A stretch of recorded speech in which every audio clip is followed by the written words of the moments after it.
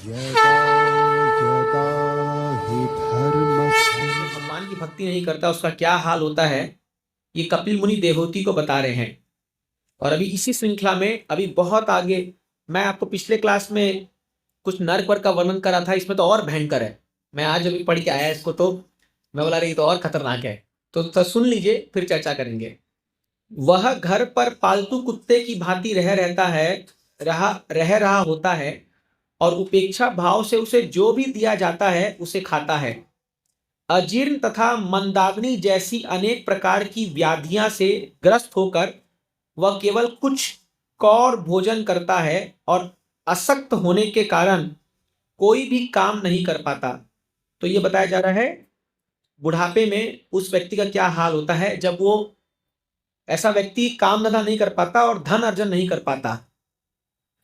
उस रुग्ण अवस्था में भीतर से वायु के दबाव के कारण उसकी आंखें बाहर निकल आती है, और उसकी ग्रंथियां कफ से भर जाती है।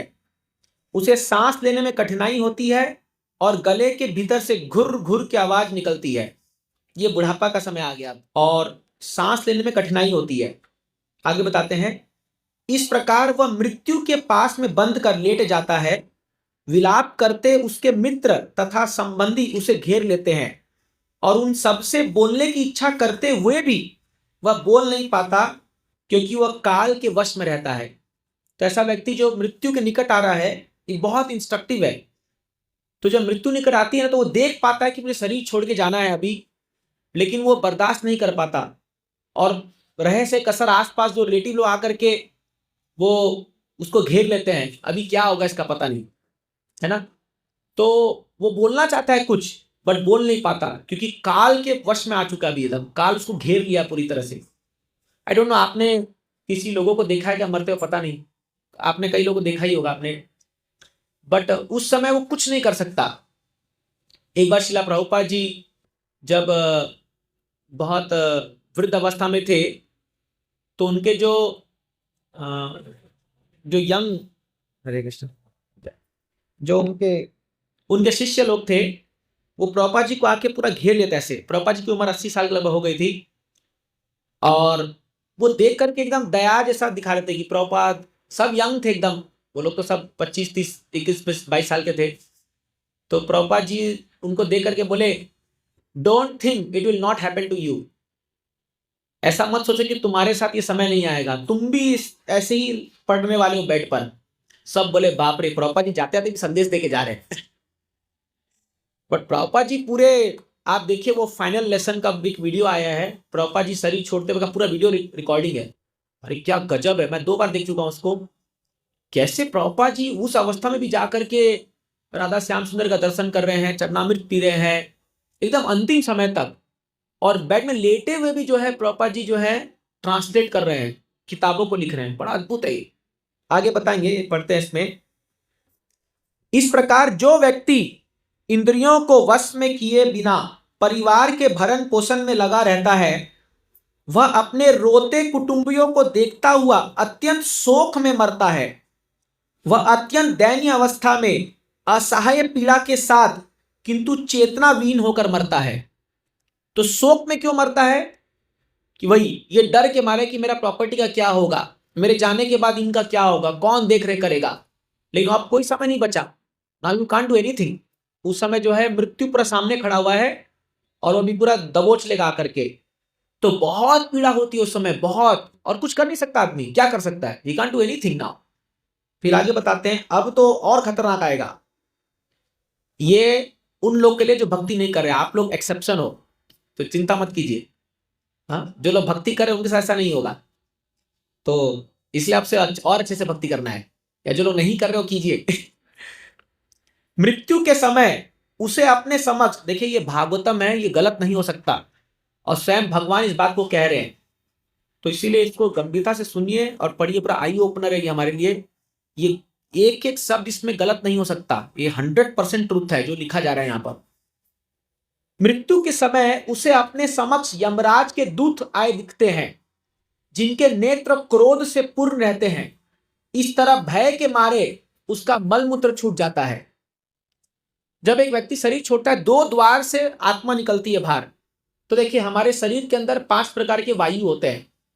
प्राण वायु, समान वायु, उदान वायु, अपान वायु और एक वायु है। अपने बॉडी में जो भी काम चल रहा है वो वायु का ही खेल है। हाँ, तो प्राण जो होता है ना, आत्मा, वो प्राण वायु में समाती है, इसलिए हम बोलते हैं ना प्राण निकल गए। प्राण निकल गए मतलब क्या? प्राण वायु निकल गई। अगर आपकी प्राण वायु चली गई तो मतलब डेड है। तो जब वो नाड़ी चेक करते हैं ना, तो यही चेक करते हैं कि प्राण वायु है कि नहीं अभी तक। प्राण वायु गई मतलब आत्मा निकल गई है। तो प्राण वायु 2 जगह से निकलता है, या तो ऊपर से निकलेंगे और या नीचे के द्वार से निकलेंगे। तो बताया जाता है जब ऊपर के द्वार से निकलते हैं तो ऊर्ध्व गच्छन्ति, स्वर्ग लोक की ओर जाता है आत्मा। अगर नीचे से निकला तो निम्न निम्न कोटि में जाएगा, नीचे नरक लोक में जाएगा। तो मोस्टली जो लोग मतलब कोई पुण्य कर्म नहीं किए या नहीं किए हैं, तो मोस्टली लोगों का नीचे के द्वार से निकलते हैं प्राण, इसलिए मलमूत्र त्याग जाते हैं। इतना भय लगता है उस समय कि व्यक्ति का जो है वायु निकल रहा है ना पूरा शरीर से, तो उसके बाद पूरा मलमूत्र भी त्याग देता है वो आदमी।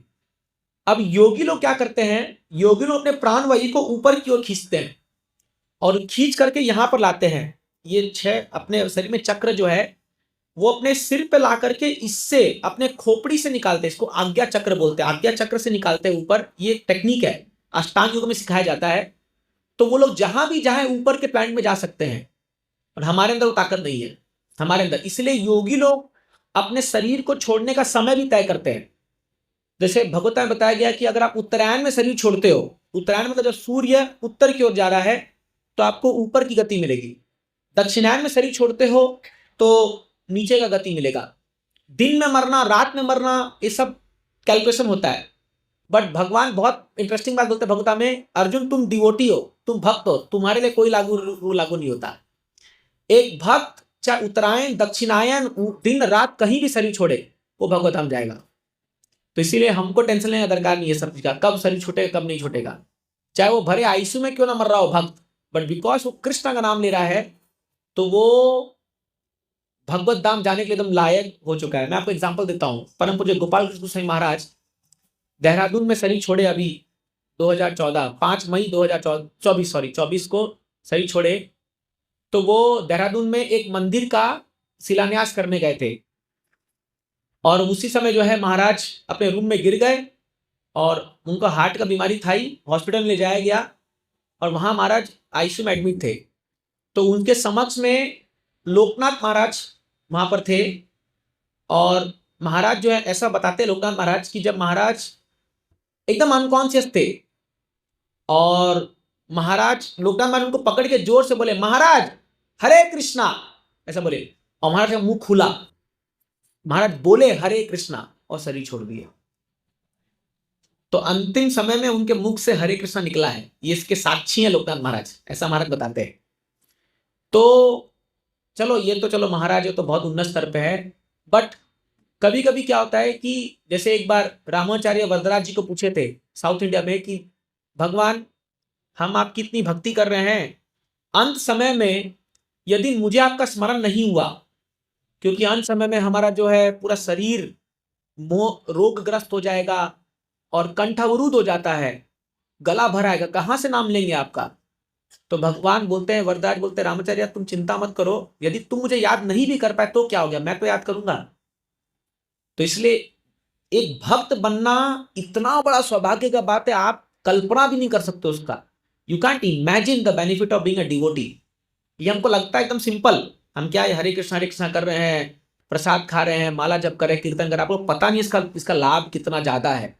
हाँ देखिए कोई दुनिया में कितना ही अरबपति खरबपति व्यक्ति हो जाए, राष्ट्रपति प्रधानमंत्री कोई भी हो जाए, ये अवस्था में सब कोई हार मान जाएंगे, सब कोई बेबस हो जाएंगे। काल जब ग्रसेगा ना किसी को नहीं देखता वो, चाहे आप कितने ही करोड़ों के मालिक हो, चाहे आप कोई राष्ट्र के प्रधानमंत्री राष्ट्रपति हो, डजेंट मैटर, उसके लिए आप एक जीवात्मा हो और उस समय वो नहीं देखता वो कुछ भी चीजें।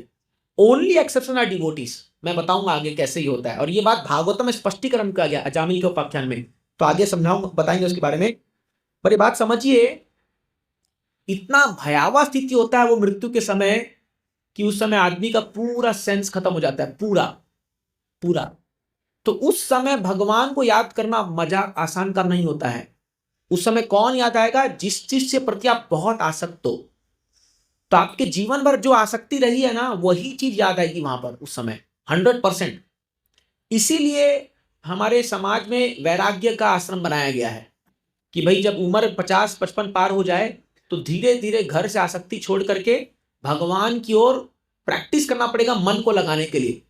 हाँ, मन कृष्ण निवेशयात, कैसे भी करके मन भगवान में टिक जाए, तब जाके भगवान याद आ सकते हैं। और वही हमारा गोल है, ऑफ लाइफ है। अब देखिए आगे क्या होगा इसके साथ भी देखिए, बहुत बताते हैं, बहुत भयंकर है लिखा हुआ इसमें। जिस प्रकार राज्य के सिपाही अपराधी को दंडित करने के लिए उसे गिरफ्तार करते हैं, उसी प्रकार इंद्र तृप्ति में संलग्न अपराधी पुरुष यमदूतों के द्वारा बंदी बनाया जाता है।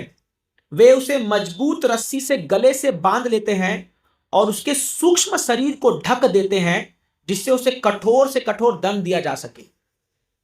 तो आएंगे और वो उनका बोलते हैं ना, कर्म का फांस बांध देंगे गले में। अब क्या होगा, उसका जो सूक्ष्म शरीर है, सटल बॉडी, ये तो मर गया है।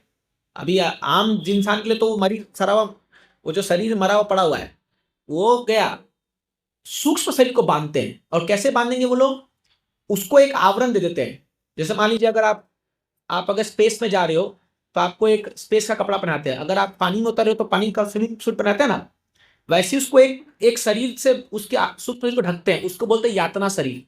मैं पहले ही बता रहा था, वो यातना शरीर की खासियत क्या है, उसमें दर्द होगा बट मरेगा नहीं आदमी। जैसे अभी इस शरीर में अगर हम लोग को एक्सेसिव पेन होगा ना, हम मर जाएंगे।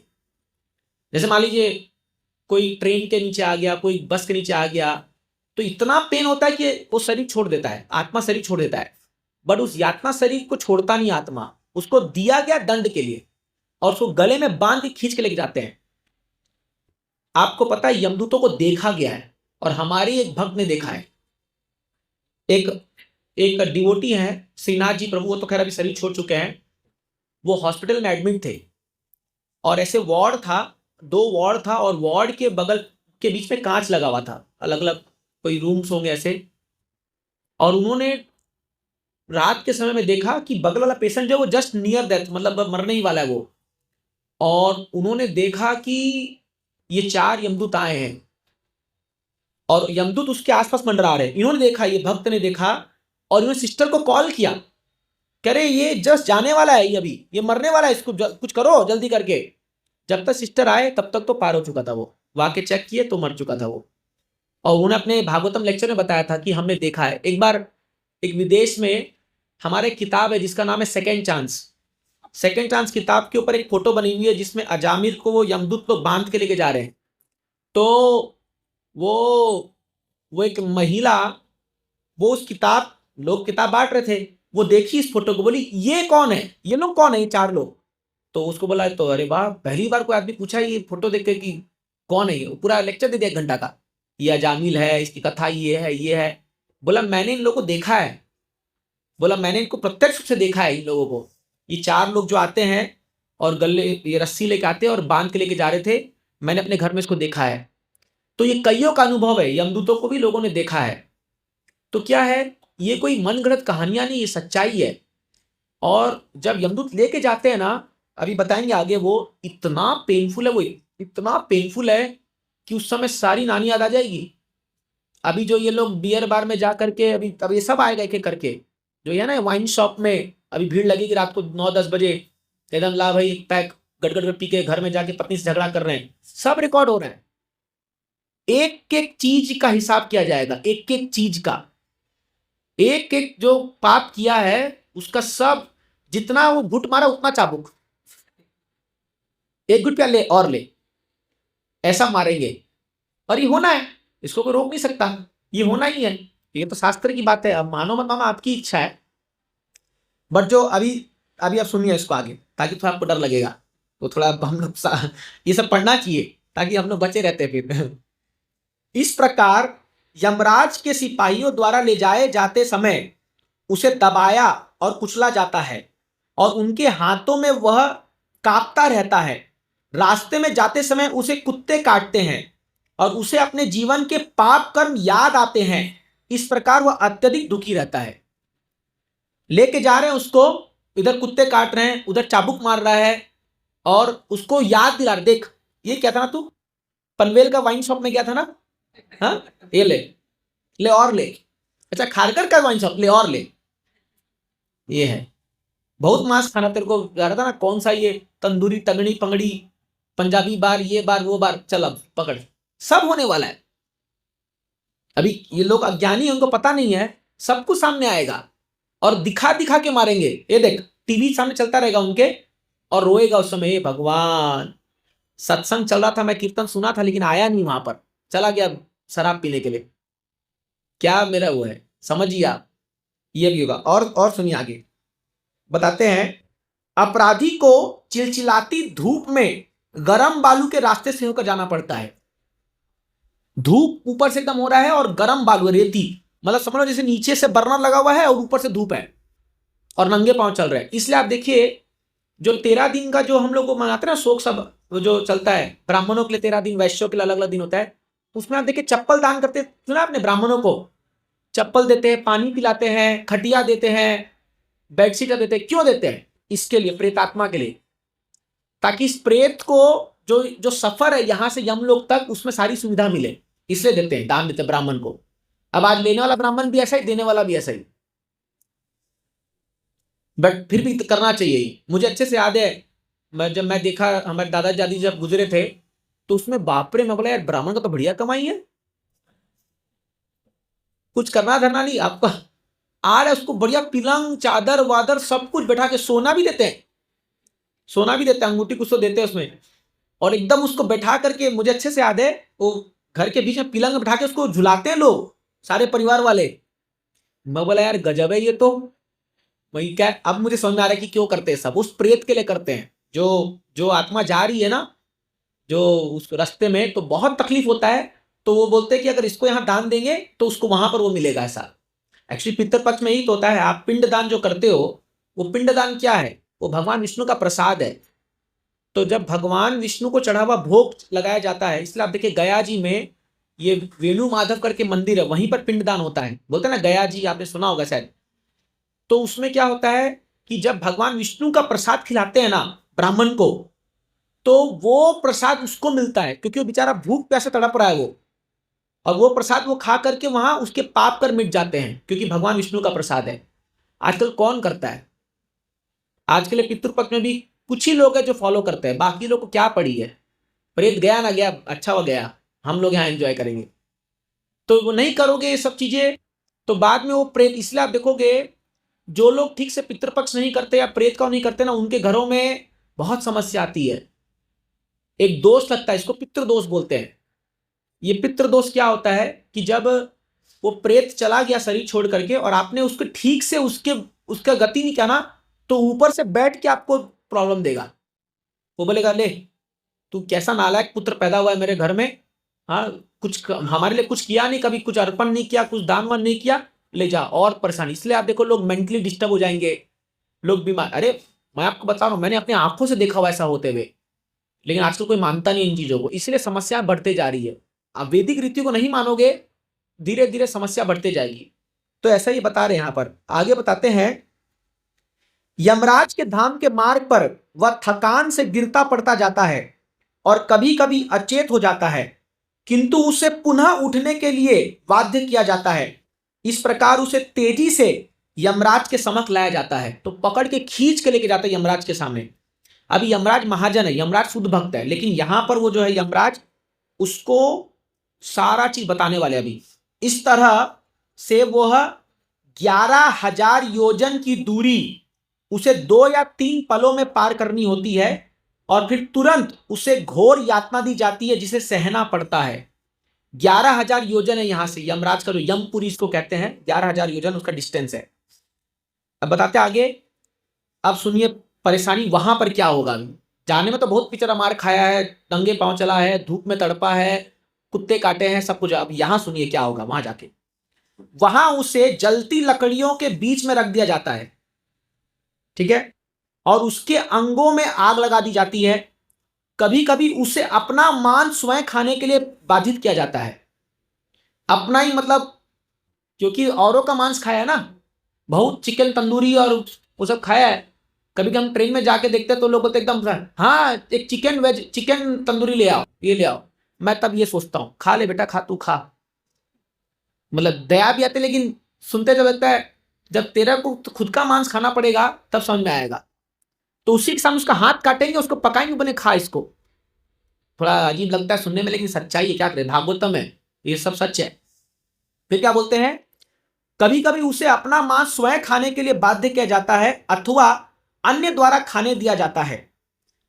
नरक के कुत्ते तथा गधों के बीच गिद्धों द्वारा उसकी आंखें उसके जीवित रहते और देते निकाल ली जाती है और उसे सांपों, बिच्छुओं से डांसों तथा अन्य काटने वाले जंतुओं से पीड़ा पहुंचाई जाती है।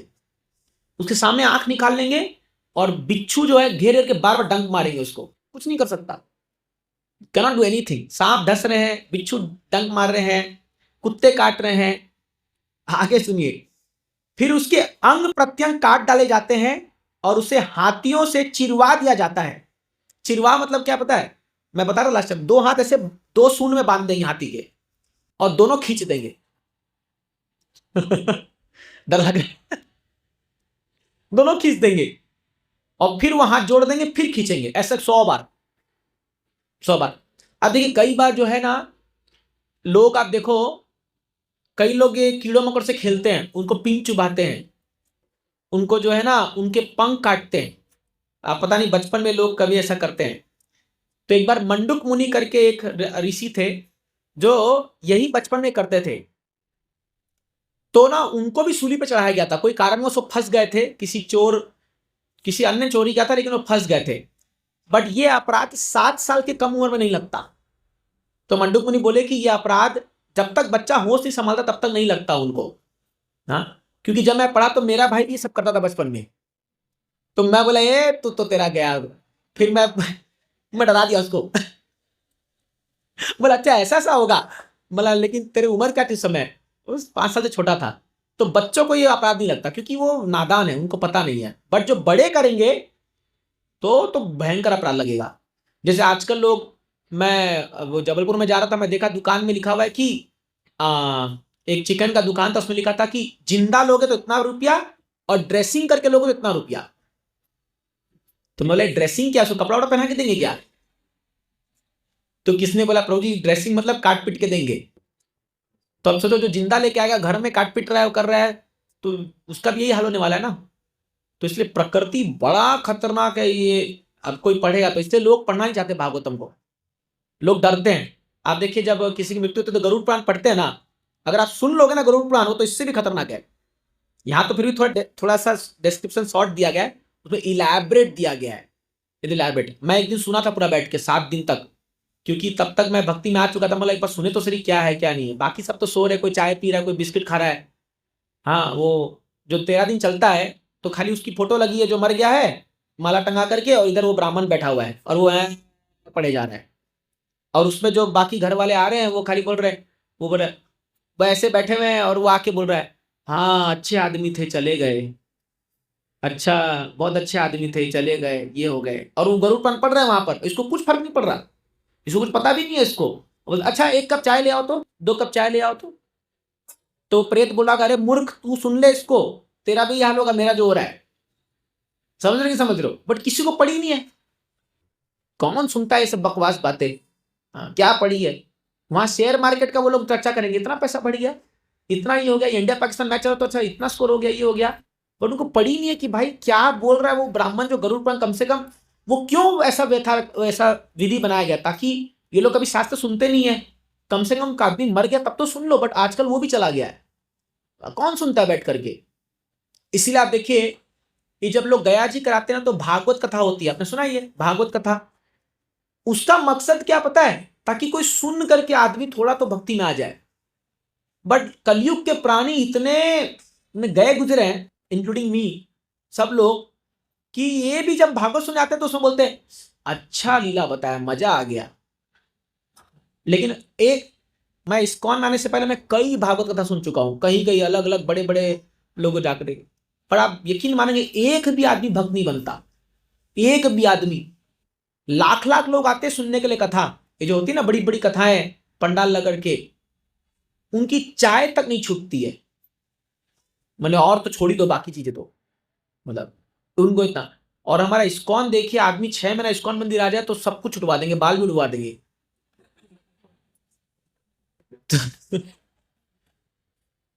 मतलब ये प्रभाव है, मतलब ये प्रभाव है।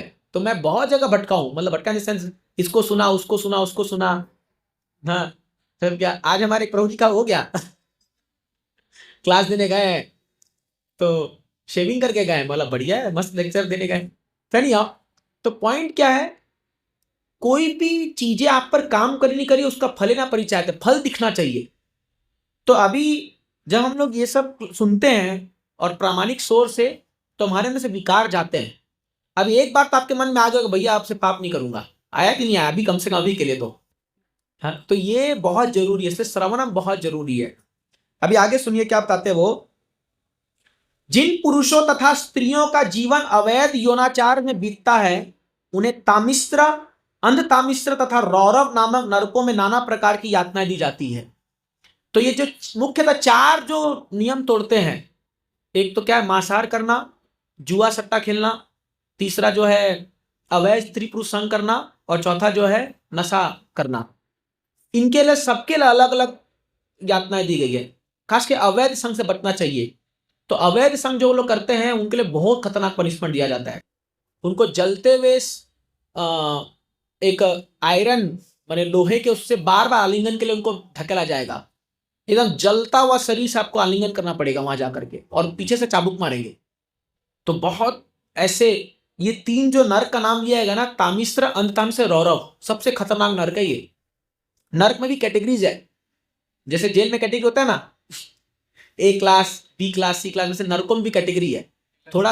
हाँ, deluxe, super deluxe, common, AC तो ये सब चीजें हैं। जितना गहरा पाप उतना गहरा नर्क।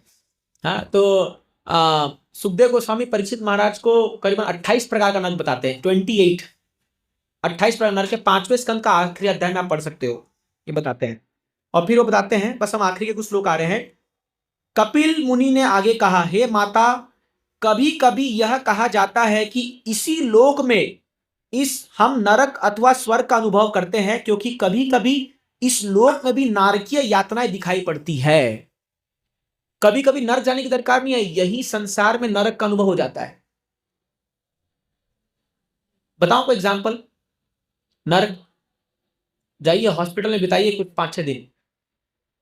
हाँ, जैसे मैं भी कुछ कारणवश हॉस्पिटल में कुछ दिन था, तो मैं वहां एक आदमी को देखा, वो बेचारा अपने पत्नी का फाइल लेकर के घूमते घूमते, खाली पेपर ऊपर कराने के चक्कर में, इंश्योरेंस के चक्कर में इतना फ्रस्ट्रेट हो गया था वो, कि मैं लिफ्ट में जा रहा था और लिफ्ट में चिल्ला के बोला, मैं कंटाल गया हूं, मैं परेशान हो गया हूं, इससे तो मैं ही मर जाऊं पहले इससे। मतलब पेशेंट तो पड़ा हुआ है बेड पे, जो अटेंडेंट है बेचारा वो सबसे ज्यादा दुखी होता है। ना तो उसको सोने के लिए बेड है, हाँ, ना तो उसके लिए। एक बार संभवतः मेरा भी ऐसा स्थिति आया था कि मैं भी एक बड़े हॉस्पिटल में 9वें फ्लोर पे मैं मदर का ट्रीटमेंट चल रहा था, तो वो तो बेड पे ठीक है, अब लेटी हुई है, दवाई चल रहा है उनको, और हम लोग को दिया खाली सोफा, तो भी कुछ नहीं, कुछ चद्दर कुछ नहीं, मतलब कोई इज्जत नहीं है यार हम लोग की, ऐसी सोफा में हम लेटे हुए। और नेक्स्ट दिन निर्जला एकादशी था, ये बात है 2017 की, समाधान मेरे को याद आ गया। अब हुआ क्या, रात को ये डबल शेयरिंग रूम था, क्योंकि शायद सिंगल रूम खाली नहीं था उस समय कुछ भी। तो एक पार्किंसन डिजीज की एक महिला आ गई, ये मैंने मदर थे उसका बगल में बेड में। अब ये औरत, मैं रात को 10 बजे सोया, मैं सोचा कि सुबह उठ जाऊंगा 4 बजे और सबसे पहले माला करूंगा, 25-30 माला कर लूंगा, फिर दिन भर जो हॉस्पिटल काम है वो सब करूंगा। अब मैं रात को 10 बजे सो गया हूं, कैसे तो चादर ओढ़ के माला चल रहा। अब ये आ गई और ये चिल्लाना शुरू करी है 4 घंटा, 10 से 2 ये चिल्लाया जा रही है, चिल्लाया जा रही है। वो नर्स को बुला रहे हैं, कभी बार बार उसको कुछ इंजेक्शन ठोक रहे हैं, ये कर रहे हैं। मैं बोला यार कुछ नहीं बोलूंगा, कुछ नहीं बोलूंगा, कुछ नहीं बोलूंगा, चलो बीमार है ये करते करते मैं 2 बजे उठ करके मैं नर्सिंग सेशन में गया, मैं वहां चिल्लाया, बोला इसको हटाओ यहां से, नहीं तो अभी मैं कुछ कर दूंगा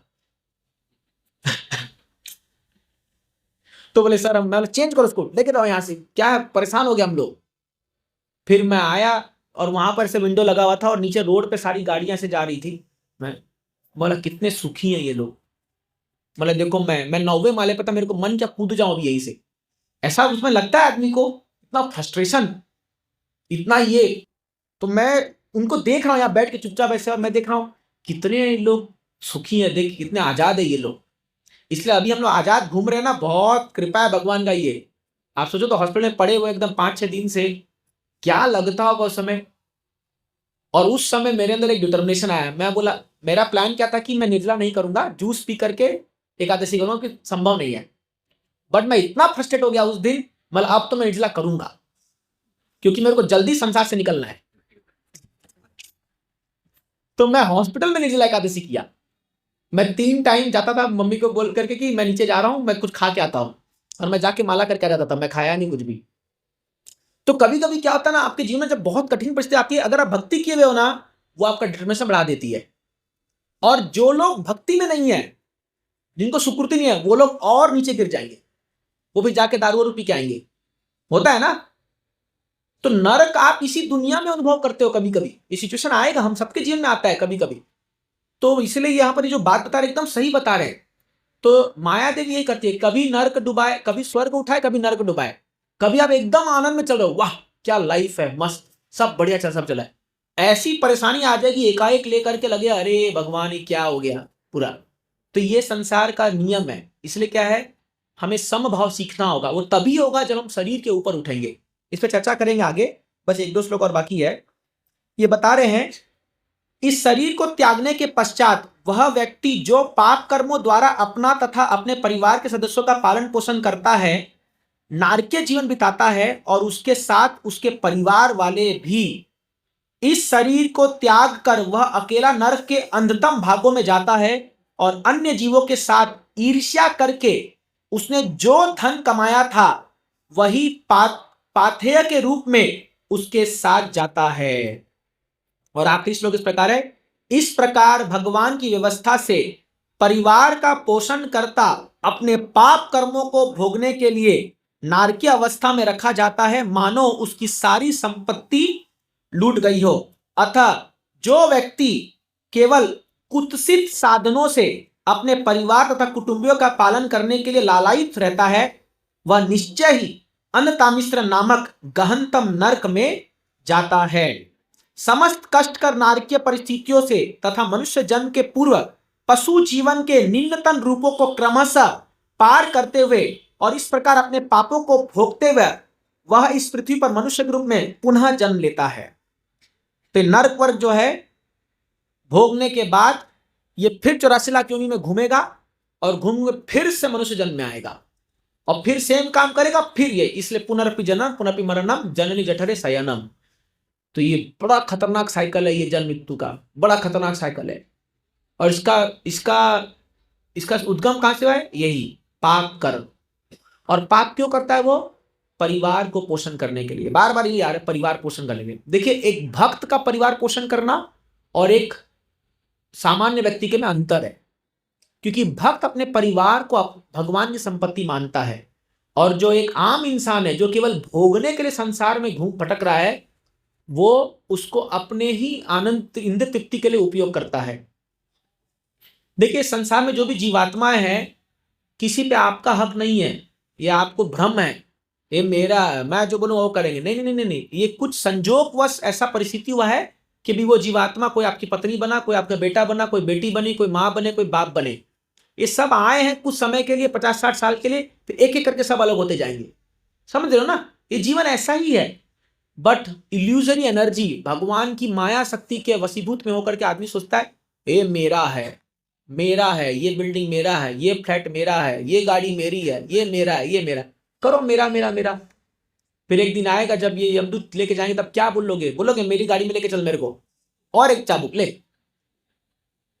बोल सकते हो आप उस समय? अरे रुको भाई, चाबी का कार तो लो, कार का चाबी लो लो, चलो इसमें चलो। बोले नहीं नहीं, आपके लिए स्पेशल प्लेन लाए हम लोग, आइए। नंगे पांव लेके जाएंगे पूरा दौड़ा दौड़ा करके। तो क्या है, समझिए इस बात को। ये ऑफकोर्स हमें कभी कुछ सुनने में इसको लगता है अरे ये सब ठीक है, ऐसे ही है, लेकिन आप गंभीरता से सोचिए क्या होगा उस समय। और ये जितने भी लोग आपको दिख रहे संसार में, जो अभी आप न गीता पढ़ रहे हैं, न भगवान को मान रहे हैं, न कर रहे, कोई दरकार नहीं, मतलब ठीक है मत करो, प्रकृति किसी को नहीं छोड़ने वाली है, कोई नहीं बच सकता, कोई नहीं बच सकता इससे। बुद्धिमान कौन है? बुद्धिमान वही व्यक्ति है जो अपना विवेक लगा करके इन बातों को अपने ध्यान में रखते हुए एक अच्छा जीवन जिए शास्त्र के अनुसार। इसलिए भगवान गीता के 16 अध्याय में क्या कहते हैं? यह शास्त्र विधि उत्सृजम वर्तते काम कारता न सिद्धि मवाप्नोति न सुखम न पराम गतिम। जो व्यक्ति शास्त्र की बातों को नहीं मानता और मन गढ़ंत काम करता है, वो कभी ना इस जीवन में सुख पाएगा ना पराम गति को प्राप्त करेगा, क्योंकि वो अपने मन काम कारता, काम वासना, लस्टी डिजायर्स के वशीभूत होकर काम करता है। वो देखिए, इस संसार में हमारे आने का उद्देश्य यही है कि हम जो है भगवान बनना चाहते हैं। हम सबके मन में कहीं ना कहीं इच्छा है, आई एम द कंट्रोलर, मैं कंट्रोलर हूं। तो हम लोग अपने अपने जगह में कंट्रोल करते हैं। जैसे मान लीजिए एक कंपनी का बॉस है, तो वो अपने क्षेत्र को कंट्रोल करता है, ये कंपनी मेरे अंडर है तो मैं कंट्रोल करूंगा सारे सबऑर्डिनेट्स को। अब उसके सबऑर्डिनेट है, वो भी किसी छोटे छोटे ब्लॉक के मालिक होंगे, कोई एक डिपार्टमेंट के, तो वो बोलेगा मैं इसको कंट्रोल करूंगा। अब वो डिपार्टमेंट में भी कोई सीनियर मैनेजर होगा, कोई ये होगा, वो उसको कंट्रोल करेगा। अब जो सबसे नीचे क्लर्क जो होगा, वो भी जब अपने घर जाता है रात को, तो अपने घर में पत्नी बच्चे बोलते हैं मैं यहां का कंट्रोलर हूं, है कि नहीं है? उसके ऊपर बहुत सारे कंट्रोलर है। जब वो घर जाता है तो बोलता है मैं कंट्रोल करूंगा।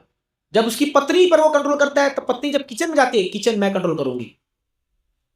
और बच्चे क्या कंट्रोल करते हैं? जो उसको छोटा सा बॉक्स देते हैं, जो उसको किताब होता है, ये मेरा एरिया है, मैं कंट्रोल करूंगा इसको। तो बच्चे से लेकर के बूढ़े तक, एक चपरासी से लेकर के राष्ट्रपति तक, सब लोग कंट्रोल करना चाहते हैं दुनिया को, है कि नहीं है? बट असली कंट्रोलर कौन है? ईश्वरा परम कृष्णा। कृष्णा परम कंट्रोलर है। ये बात समझने वाली बात है। तो जो आदमी पहले ही मान लेता भैया मैं कुछ कंट्रोलर नहीं हूं, मैं खाली केयर टेकर हूं, कंट्रोलर भगवान कृष्ण है, तो वो भगवान पे छोड़ देता है, भगवान ये सब आपकी जिम्मेदारी है, आपका ये है, मैं खाली जो मुझे पार्ट दिया गया मैं उतना करके डिटैच हो जाता है वो। बट जब हम लोग ये भाव लाते हैं ना कि मैं कंट्रोलर हूं, और जैसे आप कंट्रोलर बनने का प्रयास करोगे, आपके अंदर भोग वृत्ति आ जाएगी। क्योंकि कोई भी चीज जब आप कंट्रोल करते हो ना, तो देखिए, क्योंकि हमारा मन अभी, मैं बहुत इंपॉर्टेंट बात बता रहा हूं, हमारा मन अभी अशुद्ध है। हमारे मन के अंदर अभी काम, क्रोध, लोभ, मोह, मन मत्सर भरा पड़ा है। हम दुनिया की हर एक वस्तु को भोग दृष्टि से देखते हैं, मैं इसको भोगूंगा। तो जब कोई भी चीज हमारे अंदर आती है ना, तो एक प्रकार से हम उसको एक्सप्लॉइट करते हैं, हम उसका शोषण करते हैं। क्यों? भोगने के लिए। बट होता क्या है, उल्टा उसका हो जाता है, क्योंकि वो प्रकृति है, प्रकृति के मालिक कृष्ण है। कृष्ण को भोगना चाहिए वो चीजें, आप उसके भोग के लिए नहीं हो, हम उसके भोगता नहीं है, भगवान भोगता है, भोगता राम। हाँ, तो भगवान भोगता है। भगवान जो है सभी के, सभी चीजों के भोक्ता भगवान है। क्यों? क्योंकि वो सबके कंट्रोलर है, और सबके उद्गम स्थल भी वही है, सबके उद्गम स्थल भी वही है। अनादिरादि गोविंदम कारणम, तो सभी अनादि सर्व कारणम कारणम, सभी कारणों के कारण है भगवान कृष्ण। तो राइट एटीट्यूड क्या है? इस संसारी कोई भी वस्तु हम देख रहे हैं, हमें कृष्ण से जोड़ देना है उसको, भगवान ये सब आपका है। जैसे हम कहते हैं ना, तेरा तुझको अर्पण क्या लागे मेरा, खाली बोलने के लिए वो आरती में, हाँ, बाद में सब कुछ मेरा मेरा मेरा। अरे हम बचपन से सुनता रहे आरती, तेरा तुझको अर्पण क्या लागे मेरा, भी ये अभी दुर्गा पूजा में भी ऐसा आरती में गाते रहते हैं, बट कुछ फॉलो नहीं करते, क्योंकि नॉलेज नहीं है ना। अभी लोग माफ कीजिएगा नवरात्रि बैठा रहे के सब कर रहे हैं, लेकिन क्या नॉलेज है उनको? वो दुर्गा देवी बोल रहे आ मार मेरे को त्रिशूल मार। दुर्गा जी त्रिशूल लेकर जो खड़ी हुई है, वो त्रिताप है, पता है आपको? दुर्ग मतलब फोर्ट होता है, फोर्ट, एक किला होता है ना, किला, दुर्ग मतलब किला होता है। तो दुर्गा देवी इंचार्ज है कि सभी बद्ध जीवात्मा को किले के अंदर रखना है। तो इसलिए वो तीन जो त्रिशूल पकड़ती है ना, वो तीन ताप है, आदि दैविक, आदि भौतिक, आध्यात्मिक क्लेश, वो तीनों दे करके वो त्रिताप के अंदर रखती है और ये आरती उतार रहा है, ले और मेरे को दो, अच्छी बात है। बट एक वैष्णव कैसे देखता है उनको? वो योग माया के रूप में देखता है। जो राधा रानी जो भगवान की लीला में अंतरंगा शक्ति का रूप रोल निभाती है, वही इस युग धरती भौतिक जीवन में या भौतिक संसार में दुर्गा देवी बन के आती है और बड़ा कष्ट देती है, वो बड़ा कष्ट देगी। लेकिन लोग दुर्गा देवी को क्यों उपासना करते हैं? सुख संपत्ति घर आवे, कष्ट मिटे तन का, यही तो चाहिए उनको, क्योंकि वो इंचार्ज है ना। अब जैसे जेल में आप कुछ, आपको ब्रश चाहिए, टूथपेस्ट चाहिए, किससे मांगोगे? जेल कीपर से मांगोगे ना। जेल कीपर के पास सब रहता है ना, सारा कपड़ा लत्ता पानी वानी सब कुछ, जो भी चाहिए आपको जेल कीपर देगा। वैसे दुर्गा देवी जेल कीपर है, तो इसीलिए जिसको जो सुविधा चाहिए यहाँ पर वो जेल कीपर से मांगे। इसलिए सब देखो 9 दिन का उपवास रख रहे हैं, आरती कर रहे हैं। उनको नॉलेज नहीं है, दे आर डूइंग, अच्छी बात है, कर रहे हैं, बहुत अच्छी बात है। तो शक्ति की उपासना जो लोग करते हैं ना, भौतिक दृष्टि से करते हैं, भौतिक इच्छा से करते हैं, तो इसलिए उनको सात्ता कहते हैं। हाँ, लेकिन हम सब वैष्णव हैं, तो हम जो है भगवान विष्णु की उपासना करते हैं। हाँ, हम लोग जब भगवान की उपासना करते हैं, हमारे मन में कोई भौतिक इच्छा नहीं होनी चाहिए, तब वो भक्ति कहलाती है। कोई व्यक्ति दुर्गा देवी की भक्ति नहीं कर सकता, वो भक्ति नहीं है, कोई भक्ति नहीं कर सकता। हाँ, कोई अज्ञान में है, जिसको पता नहीं है और वो ऐसी निस्वार्थ भाव से कर रहा है, तो माँ दुर्गा भी उसको धीरे धीरे भगवान से कनेक्ट कर देगी, लेकिन उसके मन में अगर भोग इच्छा नहीं है तो। बट 99.9% जो लोग ये उपासना करते हैं, वो लोग भोग इच्छा से उपासना करते हैं। और आज के हमारे लोग तो एक स्टेप और आगे चले गए। वो तो दुर्गा देवी को साइड में बैठा करके बॉलीवुड का गाना बजा करके गरबा के नाम पर आओ चलो खेलो, लड़के लड़कियां जो है जगह जगह अखाड़ा बना करके वो है। दुर्गा देवी अगर ज्यादा गुस्सा होगी ना, वही त्रिशूल फेंकेगी वहीं से, नालायको, तुम लोग और कुछ मिला नहीं है ना।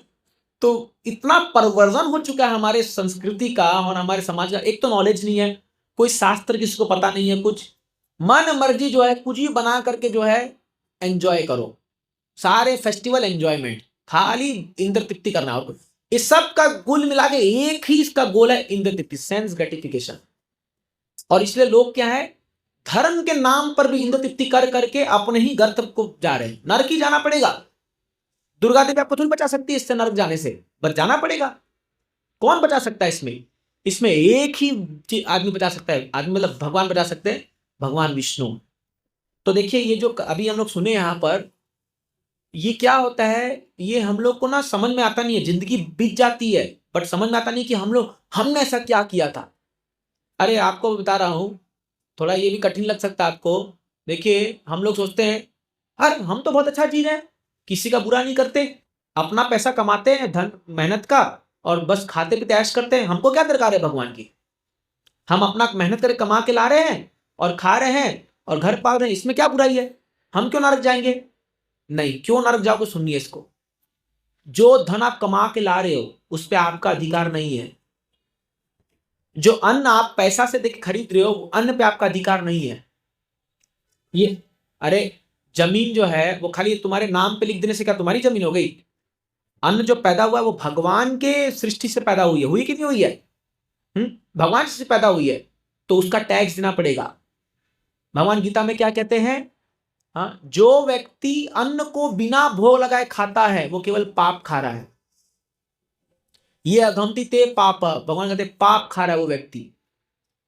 तो कोई भी चीज आप इस संसार की यूज कर रहे हो, कोई भी चीज, अगर आप वो भगवान की सेवा में नहीं लगा रहे हो, आप पाप कर रहे हो, और उसका फल है ये दंड। उसका फल है ये दंड, जो मिल रहा है उसका फल है।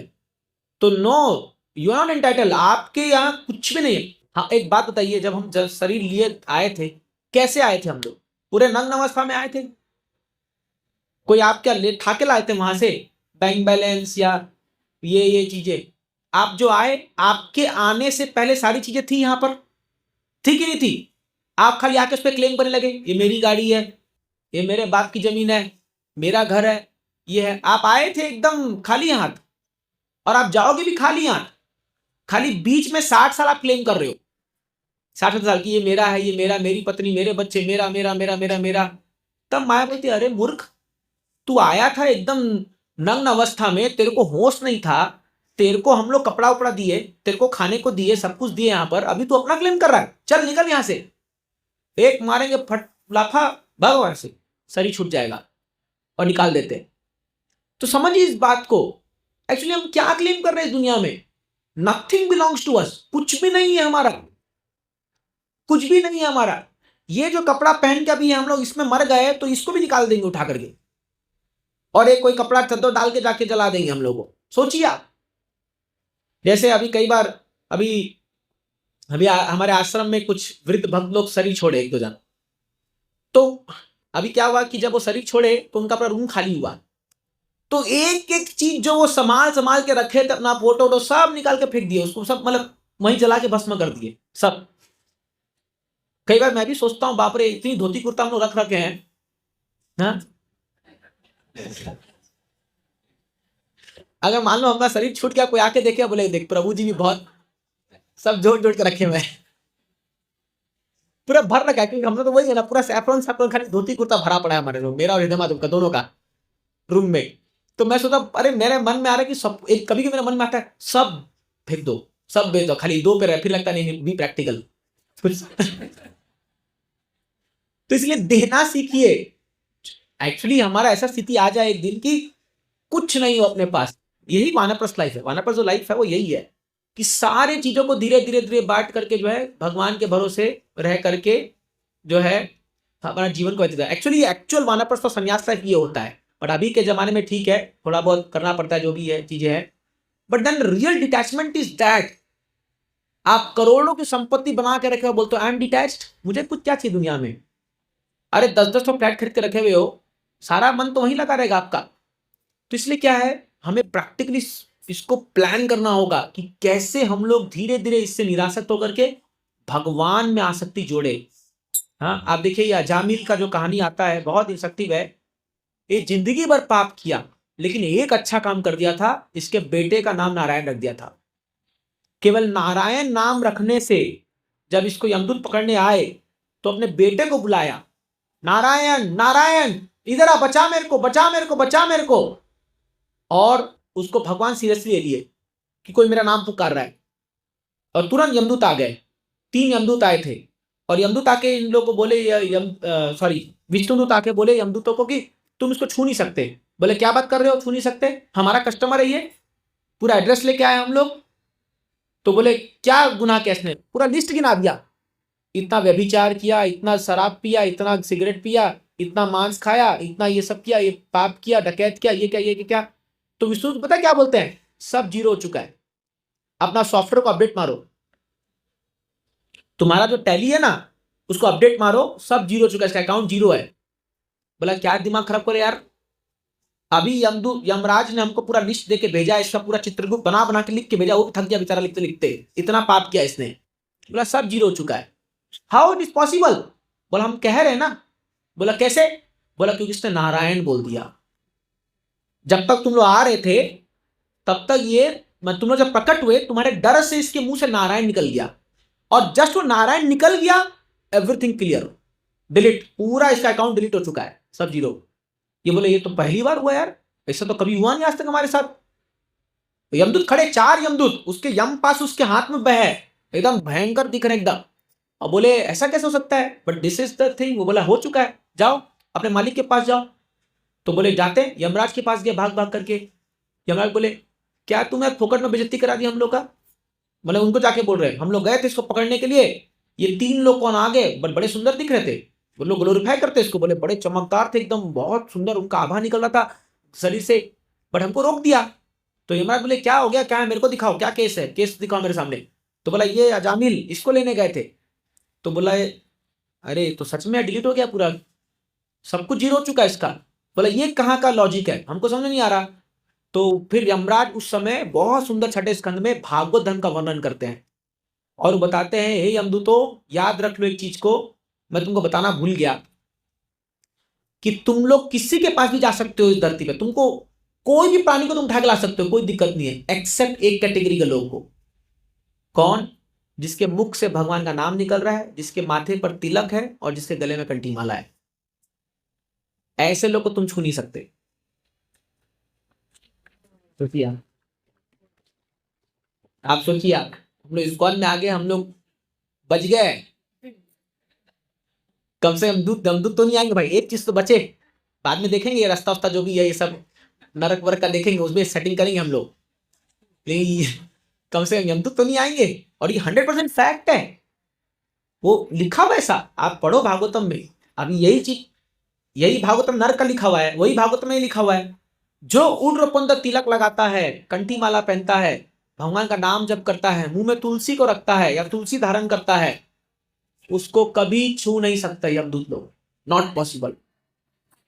उसका अकाउंट जो है पूरा क्लियर हो जाता है, पूरा भगवान का, क्योंकि बोले और यमराज का इंस्ट्रक्शन है, ऐसे लोग के पास भी मत फटकना, नहीं तो तुम्हारा जो हाल होगा मैं बचाने नहीं आऊंगा, तुम्हारा जो हाल होगा। और उसमें विष्णु यमराज अजामिल बोलता है, ये सब खेल अजामिल के सामने चल रहा है, ये जो लड़ रहे हैं। ये बोला क्या चल रहा है यार, वो तो पड़ा हुआ एकदम मरने की अवस्था में, मरा नहीं अभी, मतलब एकदम अटका हुआ है प्राण, अभी बस निकलने वाला है शरीर से, और वो देख रहा है सब हो रहा है। और फिर वो बोलता है, अरे आप कौन है आप लोग? तो बोले हम विष्णुदूत है, तुम बच गए हो, अभी एक काम करो, अपने सारे पाप को धो डालो। तो उसके बाद अजामिल जाता है हरिद्वार, 20 साल बैठ के केवल हरे कृष्ण नाम का जप करता है, केवल नाम जप करके पूरा पाप धो करके फिर सेम विष्णु आते हैं और उसको वैकुंठ विमान में लेकर के वैकुंठ द्वार लेके जाते हैं। सोचिए कहाँ यमदूत आके नरक ले जाने वाले थे, पूरा पासा ही पलट हो गया। ये होता है वैष्णवों की कृपा। तो आप ये मत सोचिए कि हम लोग जो ये नाम जप कर रहे हैं, हम लोग जो ये सत्संग कर रहे हैं, ये ऐसी फालतू में कर रहे हैं। No no no no no no no, इसका बहुत लाभ आने वाला है। इसीलिए प्रभुपाद जी कहते थे, वेट करो, जब अंत काल आएगा ना, तब सब कुछ सामने आ जाएगा। तो अभी ये जितने भी जो लोग हैं ना, जिनको भी टाइम नहीं है, टाइम नहीं है हमको, ओ हम तो बिजनेस में लगे हुए हैं, ओ हमको पैसा कमाना, ओ मेरा ऑफिस का मीटिंग है, करो मीटिंग, फिर अमृत सर मीटिंग होगा तुम्हारा, करो। They don't have time to come to temple, मंदिर आने का समय नहीं है हमको। हाँ, तो बोला ना, परिवार के भरण पोषण में लोग जो है, संडे को हमको मॉल जाना है, हमको सिनेमा देखने जाना है, हमको पार्क जाना है, हमको वो चाचा की लड़की की शादी में जाना है, जाओ करो शिव जी को। जितना नेग्लेक्ट करेंगे हम लोग इन चीजों को, उतना ही अपने ही दुर्गति की ओर आगे बढ़ रहे हैं हम लोग, पूरा समाज बढ़े जा रहा है।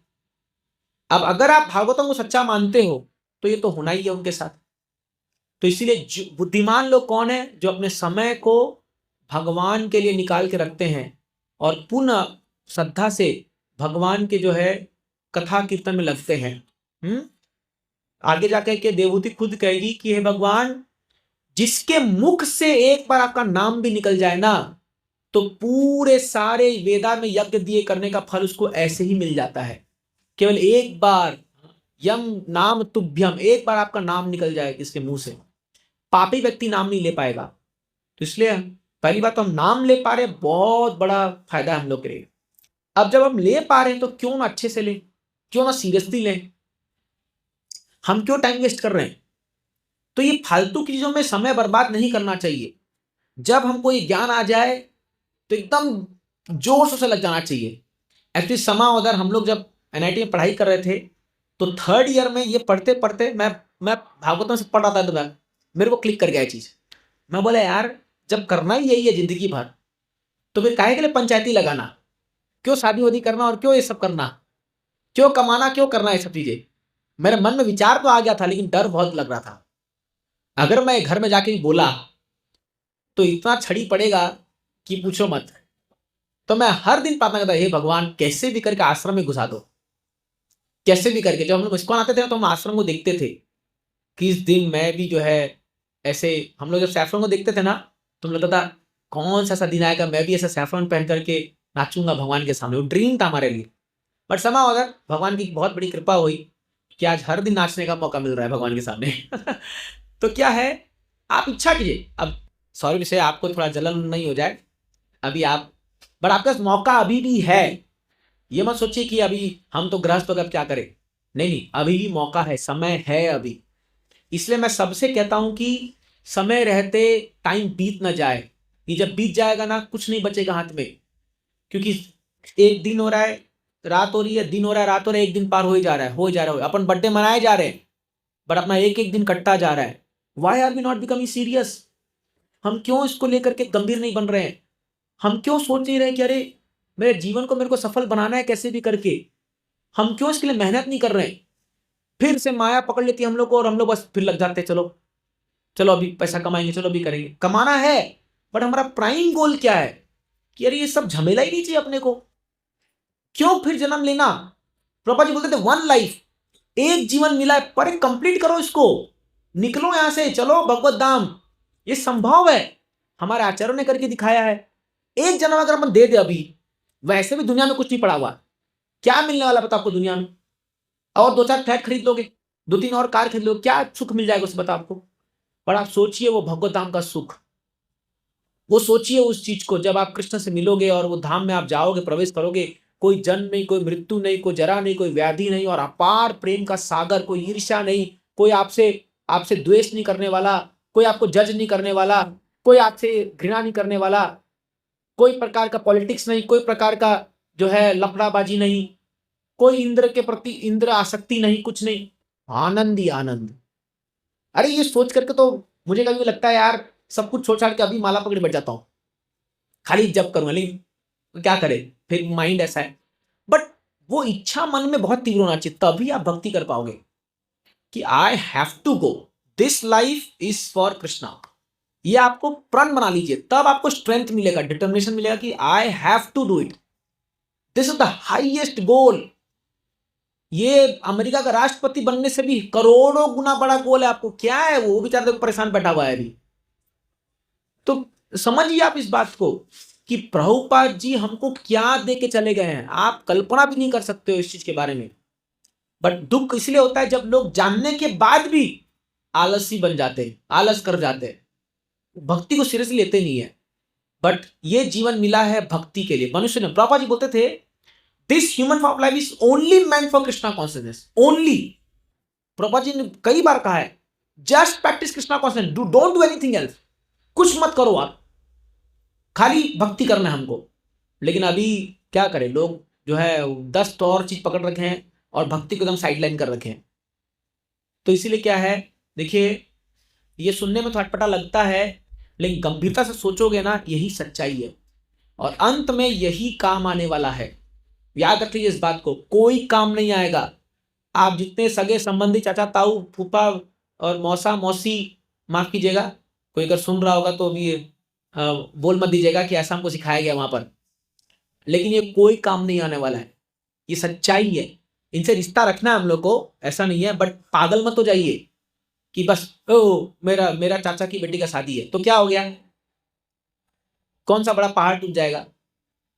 समझ रहे, लोग इतने पागल हो जाते हैं रिश्तेदारों में कि मतलब पूछो मत, हम नहीं जाएंगे ना तो बवंडा हो जाएगा, परिवार में झगड़ा हो जाएगा। तो अभी क्या कम झगड़ा हो रहा है, अभी कम हो रहा है क्या। इसलिए our priority is Krishna consciousness. तो हम लोग जब भक्ति करते हैं, कृष्ण भक्ति हमारी प्राथमिकता है, बट उसके परिधि में हम सबको लेके चलते हैं। ऐसा नहीं कि हमें किसका अपराध करना है, बट सब कुछ। बट जब वो देखेंगे रियली ये बंदा सीरियस है, तब वो रेस्पेक्ट करेंगे, ये बंदा रियली सीरियस है भक्ति को लेकर के, एक ऐसी टाइम पास नहीं कर रहा। अब तक भारत में जो लोग देखते आ रहे हैं ना भक्ति, टाइम पास लोग को देखते आ रहे हैं, वो लोग खाली बोलेंगे बड़ा बड़ा भाषण बक रहा है, बट पीछे जो है ना ये भी इंद्र तृप्ति में लगे हुए हैं। बड़ा देखो, इस्कॉन एक ऐसी संस्था है जो आपको शुद्ध भक्ति सिखा रही है। अगर सीखना है तो, अगर यहां पर भी आपको मगजमारी करना है तो उसके लिए भी अपॉर्चुनिटी बहुत है। लेकिन जिसको शुद्ध भक्ति करना है, भागवतम सामने है, गीता है, प्रभुपाद जी के उपदेश है, मंदिर है, विग्रह है, सब कुछ अवेलेबल किया प्रभुपाद जी ने। शुद्ध भक्ति करके निकलो यहां से, दोबारा आने का दरकार नहीं है। डोंट कम भैया, मत आओ वापस इस संसार में। और हाँ चलो, इसलिए है ना, तो ये प्लान होना चाहिए अपना। अब आप कैसे एग्जीक्यूट करेंगे वो आपके ऊपर है, बट गंभीरता से पकड़िए इसको। और देखिए अंत में एंड करते हुए मैं ये कहना चाहूंगा, हम तो चलो समाओदर बच गए।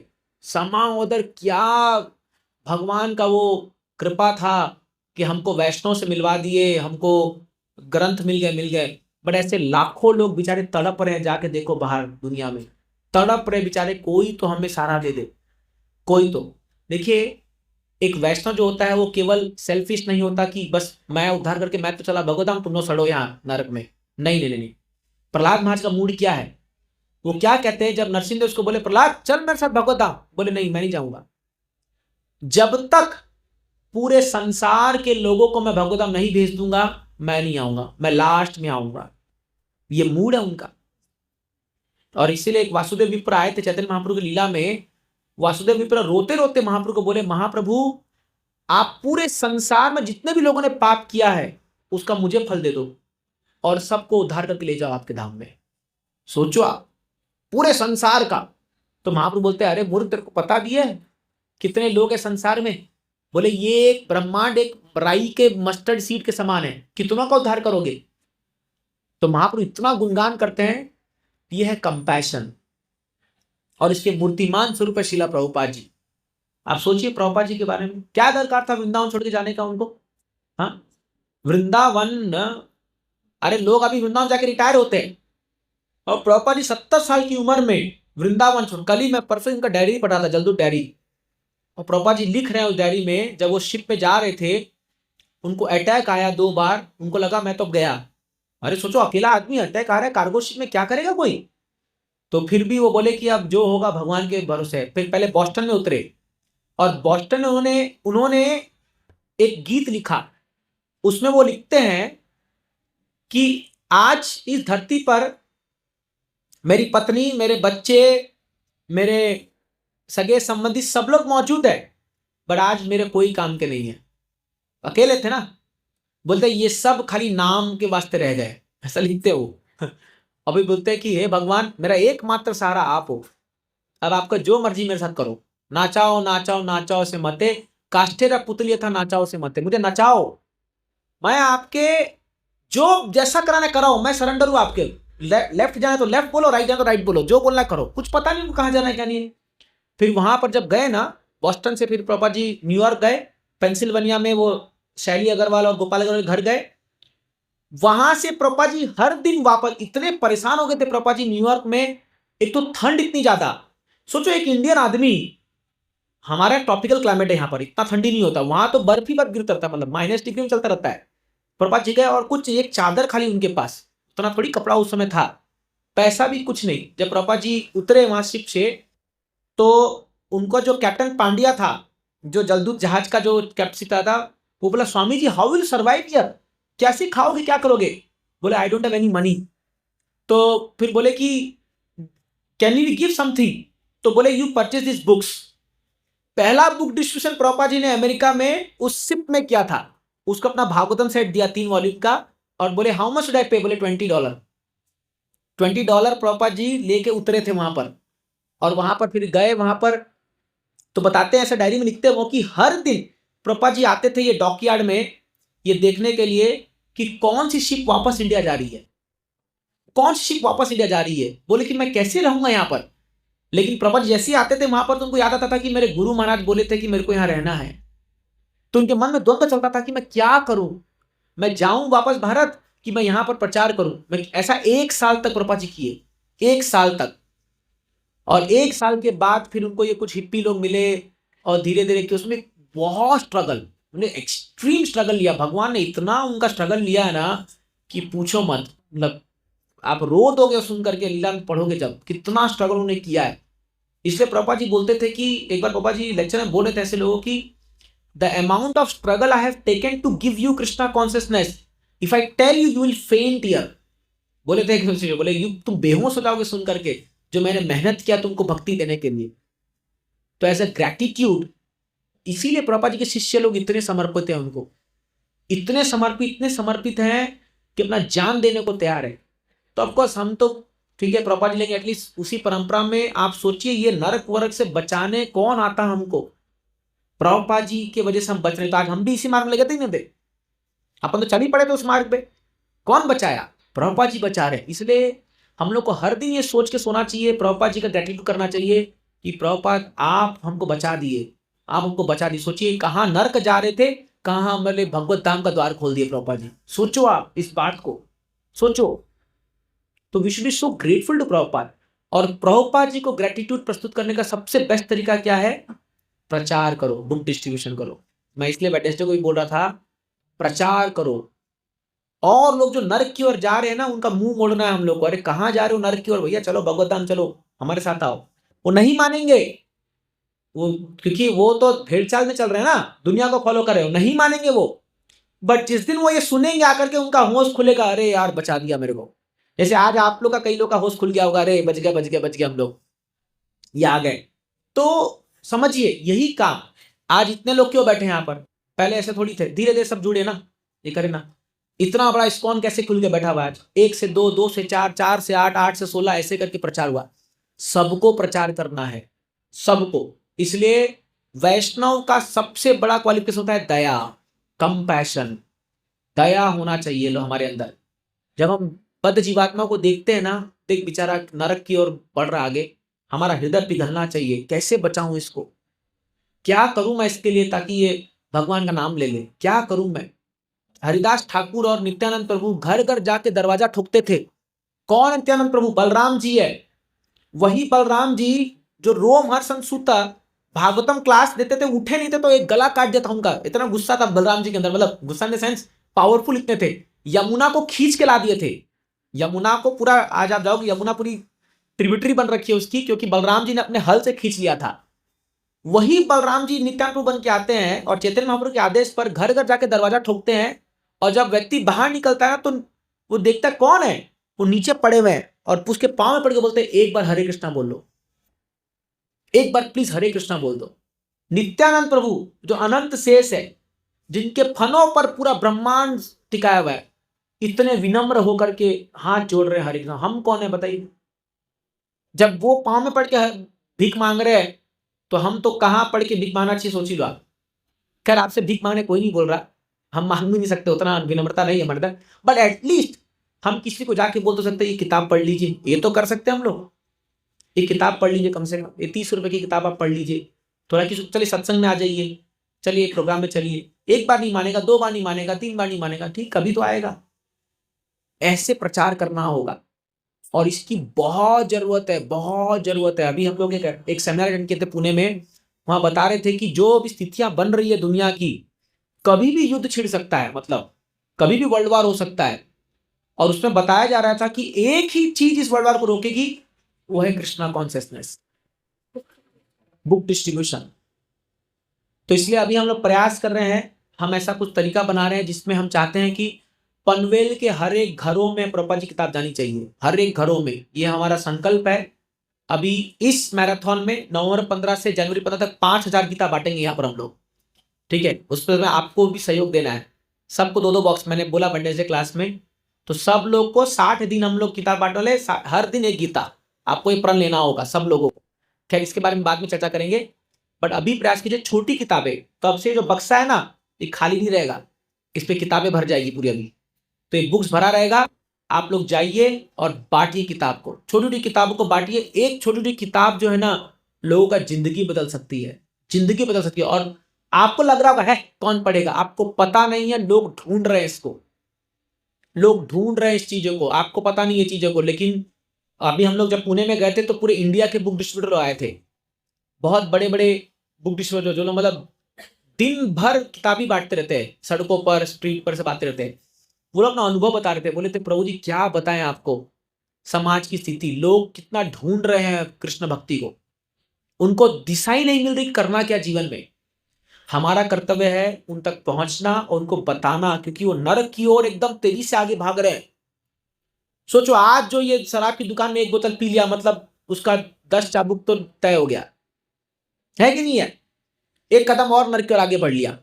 सोचिए आप, ऐसे वो हर दिन पिए जा रहा है, हर दिन मुर्गी काट के खाया जा रहा है, तो नरक की ओर आगे बढ़ रहा है कि नहीं बढ़ रहा है वो, अकॉर्डिंग टू भागवतम। और आप एक सत्संग अटेंड किए, आप कृष्ण की ओर आगे कदम आगे बढ़ गए। आप एक अटेंड करते हो लेक्चर, एक सत्संग, एक कीर्तन, आप एक स्टेप आगे बढ़ गए कृष्ण की ओर। तो हम लोग को बचाना है इन लोगों को। बहुत तकलीफ होता है सब देख करके लोगों को कि क्या कितना पाप करे जा रहे लोग एकदम, और पूरा कलयुग से भरा पड़ा है पूरा समाज एकदम, इसमें खाली 4 नियम तोड़े जा रहे हैं, बेइंतहा तोड़े जा रहे हैं। पता नहीं ऐसा दुर्गति होगा ना, कोई बचा नहीं सकता। बट देन खाली वैष्णव इज द होप, एक ही होप है इस दुनिया में, वो है कृष्ण भावनामृत संघ। आपको पता नहीं कितना इंपॉर्टेंट काम हम लोग कर रहे हैं। तो प्लीज प्रयास कीजिए, आगे बढ़िए, किताब बांटिए। मैं चाहता हूं कि हमारे कांग्रेगेशन के हर एक लोग एटलीस्ट हफ्ते में किताब बांटे। एक आदमी को तो किताब दीजिए प्रभुपाद जी का, छोटा किताब है, 30-40 रुपए का आता है, क्या फर्क पड़ता है? वो पढ़ करके उसका जीवन कैसे सुधर जाएगा आपको पता नहीं है। एक पेज ही काफी है। प्रभुपाद जी ने कहा था मेरे किताब को कोई छू भी लेगा ना तो भी वो नरक जाने से बच जाएगा। प्रभुपाद जी ने ये कहा हुआ है, तो छू भी लेगा तो। इसलिए हम लोग जो है किताब को जाकर पटक देते हैं उसके हाथ पे, ले भाई छू तो ले कम से कम तो we have to do this, हमें प्रयास करना है इस चीज के लिए। तो इसीलिए अभी मैराथन समय आ रहा है। अब तो बारिश मौसम चला गया है, अभी कार्तिक का महीना आ रहा है। कार्तिक महीना जो है बहुत ही भक्तिमय महीना है, राधा रानी का मंथ है ये, भक्ति भरेगी धीरे धीरे, दामोदर शुरू हो जाएगा, सब हो जाएगा, बहुत अच्छा प्रचार का मौका है। तो इसलिए हमारी संख्या डबल हो जानी चाहिए, पूरा भरना चाहिए, पूरा और आगे भरना चाहिए पूरा। आपको प्रयास कीजिए। और अभी हमारा और प्रोग्राम स्टार्ट होने वाला है। अभी वहां पर ये गौशाला में प्रोग्राम स्टार्ट हो जाएगा, उधर साइबल सिटी में आज स्टार्ट कर रहे हैं, मैंने आज रजिस्टर कर रहे हैं, फिर इधर आगे। तो पूरा पनवेल को कवर कीजिए, प्रचार को फैला दीजिए एकदम जबरदस्त तरीके से, है ना। तो ऐसा करोगे तो भगवान बहुत खुश होते हैं। जो लोग प्रचार करेंगे भगवान के नाम का, वो लोग भगवान को अत्यंत प्रिय होंगे। और याद रखिए, अगर आप ये सेवा करोगे बुक डिस्ट्रीब्यूशन, प्रभुपाद जी का गारंटी है, बोले मैं खुद आऊंगा उसको भगवताम ले जाने के लिए, अगर आप प्रभुपाद जी का व्रत। इसलिए ये डिपार्टमेंट मैंने लिया है मंदिर में, क्योंकि मैं थोड़ा इंटेलिजेंटली काम करता हूँ। क्योंकि मैं जैसे ही मंदिर में आया था मैंने ये डिपार्टमेंट पकड़ा बुक डिस्ट्रीब्यूशन का, क्योंकि ये सेवा हमारे आचार्य को बहुत प्रिय है, खास के शिला प्रभुपाद जी को बहुत ज्यादा। बोलते थे प्रभुपाद जी, बोलते थे कि book distribution is heart of ISKCON, ISKCON का हृदय है। तो किसी भक्त ने बोला कि no Prabhupada, you are the heart of ISKCON. Prabhupada ji बोला but my heart is book distribution. तो प्रभुपाद जी का हृदय है ये बुक वितरण। ये सेवा करोगे बहुत कृपा मिलेगा, बहुत कृपा मिलेगा। इसलिए सबको करना है, सबको। इसलिए अपने आस पड़ोस में, मैं आपको बताता हूं कि आपका जो घर है उसके आसपास जो है कितना भी जो आपके फ्लैट सब हैं, हर घर जाइए, अपने सोसाइटी में नहीं जाइए, और उनको जाइए महीने में एक बार ये किताब लीजिए, ये पढ़ा। अभी हम एक सिस्टम सिलेबस बना रहे हैं पूरा, तो एक एक किताब जो उसको देते रहिए और उनको फॉलोअप लीजिए, पढ़ा क्या आपने, ये पढ़ा क्या। अरे किस दिन क्लिक करेगा उसके भेजे में किसी को पता नहीं है, कौन सी बात प्रभुपाद जी की क्लिक कर जाएगी वी डोंट नो, और उसका जीवन पूरा टर्न हो जाएगा एकदम, कौन जानता है। हम सबका भी ऐसे ही हुआ ना, ऐसे ही तो हुआ है हमारा जीवन, कैसे टर्न हो गया हमारा जीवन, एकदम कहाँ जा रहे थे कहाँ मुड़ गया एकदम। तो this is the way to do. तो इसलिए प्रयास कीजिए, आप सबसे हाथ जोड़ के निवेदन है।